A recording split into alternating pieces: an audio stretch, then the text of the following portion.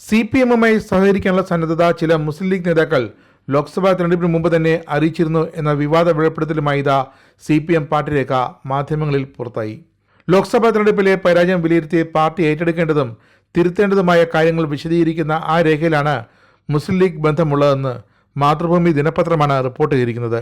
മുസ്ലിം വിഭാഗത്തിലെ മതേതര നിലപാട് സ്വീകരിക്കുന്ന സംഘടനകളുമായി CPM പുലർത്തി വന്ന ബന്ധം ആ വിഭാഗത്തിനുള്ളിൽ സ്വാധീനം ഉറപ്പിക്കാൻ കഴിഞ്ഞിട്ടുണ്ടെന്ന് വിശദീകരിക്കുന്നിടത്താണ് ലീഗ് നേതാക്കളുടെ അന്നത്തെ സഹകരണ മനസ്സ് വെളിപ്പെടുത്തിയത്.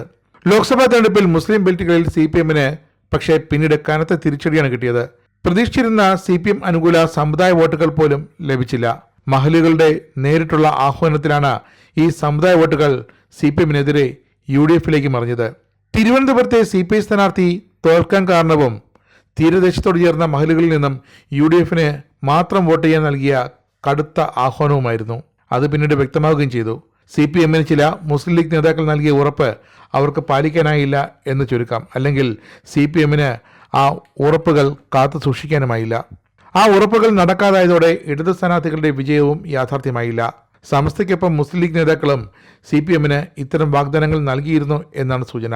ലോക്സഭാ തെരഞ്ഞെടുപ്പിന് മുമ്പ് തന്നെ സമസ്ത ഇടഞ്ഞാണ് നിന്നത് മുസ്ലിം ലീഗിനോട്. പക്ഷേ അവർ സമുദായത്തിനൊപ്പമായിരുന്നു. അതാണ് UDF-ന് ഒരു പിടിവള്ളിയായത്. മുസ്ലിം ലീഗിനോട് സമസ്തയിലെ ഒരു വിഭാഗം ഇടഞ്ഞു നിന്നെങ്കിലും ആ നേതാക്കളെ അടക്കം അനുനയിപ്പിക്കാനും അവർ CPM ബെൽറ്റുകളിലേക്ക് പോകാതിരിക്കാനുമുള്ള എല്ലാ നടപടികളും സമുദായം കൈക്കൊണ്ടിരുന്നു. തെരഞ്ഞെടുപ്പിന് മുമ്പ് ഏകീകൃത സിവിൽ കോഡ്, പലസ്തീൻ ഐക്യദാർഢ്യം എന്നിവയിൽ CPM നടത്തിയ പരിപാടികളിൽ മുസ്ലിം ലീഗിനെ നേരിട്ട് ക്ഷണിച്ചത് രാഷ്ട്രീയ ചർച്ചയ്ക്കാണ് വഴിവെച്ചത്. പിന്നീട് ലീഗ് ക്ഷണം നിരസിച്ചു. ലീഗിനെ മതേതര പാർട്ടിക്ക് കൊണ്ടുള്ള CPI നേതാക്കളുടെ പ്രസ്താവനയും ആ ഘട്ടത്തിൽ ഘട്ടം ഘട്ടമായി ഉണ്ടായി. ലീഗ് LDF-നോട് അടുക്കുന്നു എന്ന ചർച്ചകൾക്കാണ് ഇത് വഴിവെച്ചത്. അപ്പോഴാണ് ലീഗ് നേതൃത്വവും സമുദായവും അപകടം മനസ്സിലാക്കിയത്. കോൺഗ്രസ് നേതാക്കളുടെ ഇടപെടലും ലീഗിലെ ഒരു വിഭാഗം നേതാക്കളുടെ എതിർപ്പുമാണ് ഈ സഹകരണത്തിന് തടസ്സമായതെന്നാണ് ഇപ്പോൾ പുറത്തുവരുന്ന വാർത്തകൾ. ഇത് ശരിവയ്ക്കുന്ന വെളിപ്പെടുത്തലാണ് CPM സംസ്ഥാന കമ്മിറ്റി അംഗീകരിച്ച പാർട്ടി രേഖയിലുള്ളത്. 2 ലോക്സഭാ തെരഞ്ഞെടുപ്പുകളിലും CPM-ന് എന്തുകൊണ്ട് വോട്ട് ശതമാനം നിലനിർത്താനായില്ല എന്ന് വെളിപ്പെടുത്തുന്ന പാർട്ടി രേഖയാണിത്.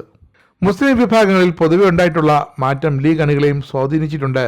അത് CPM-ന് അനുകൂലമാണ് എന്നതായിരുന്നു അന്നത്തെ വിലയിരുത്തൽ. പക്ഷേ അത് പ്രായോഗിക രാഷ്ട്രീയത്തിൽ വന്നപ്പോൾ പാളിപ്പോയി.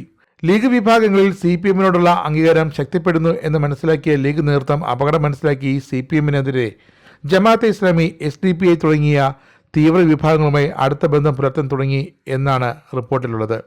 ജമാഅത്തെ ഇസ്ലാമിയുടെ സംഘടനാ സംവിധാനം അവർക്കായി പലയിടത്തും പ്രവർത്തിച്ചു. മുസ്ലിം ജനവിഭാഗത്തിലെ സ്ത്രീകൾ CPM-നെതിരെ പ്രവർത്തിക്കുന്നതിന് ഇടപെട്ടതും ജമാഅത്തെ ഇസ്ലാമിയാണ് പ്രധാനമായെന്ന് പാർട്ടി രേഖയിൽ പറയുന്നു. കണ്ണൂരിൽ CPM നടത്തിയ MV രാഘവൻ അനുസ്മരണത്തിലും ലീഗ് നേതാക്കളെ ക്ഷണിച്ചിരുന്നു. കേരള ബാങ്കിന്റെ ഡയറക്ടർ ബോർഡ് സ്ഥാനവും CPM ലീഗിന് നൽകി ആദരിച്ചിരുന്നു. CPM കോഴിക്കോട് നടത്തിയ പലസ്തീൻ ഐക്യദാർഢ്യ റാലിയിലേക്ക് ക്ഷണിച്ചാൽ പങ്കെടുക്കാമെന്ന് ET മുഹമ്മദ് ബഷീർ അന്ന് പ്രഖ്യാപിച്ചത് ഏറെ വിവാദമായി. ഒടുവിൽ ലീഗ് ഈ ക്ഷണം നിരസിച്ചു.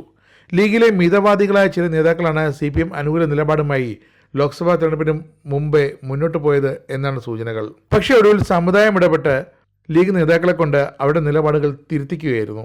എന്തായാലും CPM-ന് എങ്ങനെ ഇത്തവണ തിരിച്ചടി കിട്ടി എന്ന് വളരെ വ്യക്തമായി പറയുന്നതാണ് ഈ രേഖ.